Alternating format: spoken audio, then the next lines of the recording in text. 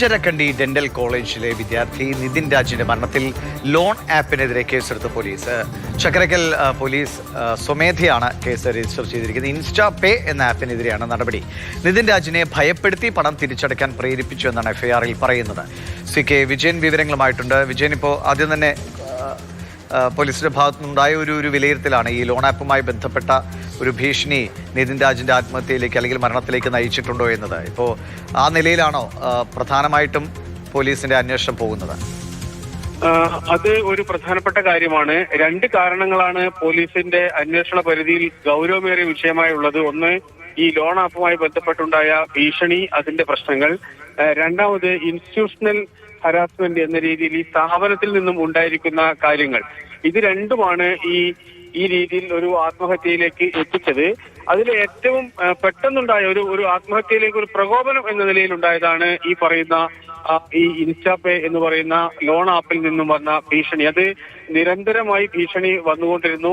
ആ ഭീഷണി അതിനുശേഷം അദ്ദേഹത്തിന്റെ കുടുംബാംഗങ്ങളിലേക്കും അതോടൊപ്പം തന്നെ ഈ അധ്യാപികയിലേക്കും എത്തിയിരുന്നു. ഈ രീതിയിൽ അതിജീവിക്കാൻ കഴിയാത്ത രീതിയിലുള്ള ഭീഷണി ഉണ്ടായി എന്നാണ് പോലീസിന്റെ പ്രാഥമികമായ കണ്ടെത്തൽ. അതുകൊണ്ട് കൂടിയാണ് ഈ ലോൺ ആപ്പുമായി ബന്ധപ്പെട്ട 2 FIR-കൾ പോലീസ് രജിസ്റ്റർ ചെയ്തിട്ടുള്ളത്. നേരത്തെ അധ്യാപിക ലതാ ശശിധരന്റെ പേരിൽ പരാതിയിൽ ഒരു കേസെടുത്തു.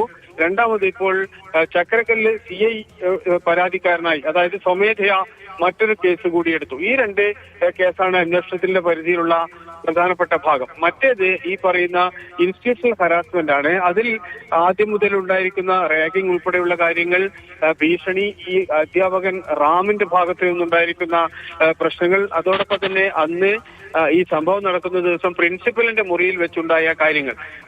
അത്തരം കാര്യങ്ങളാണ് ഈ അന്വേഷണ പരിധിയിൽ വരുന്നതും കാരണമായി പറയുന്നതും. അതുകൊണ്ട് 2 കാരണങ്ങൾ ഇതിന് പോലീസ് പ്രാഥമികമായി കണ്ടെത്തിയിട്ടുണ്ട്.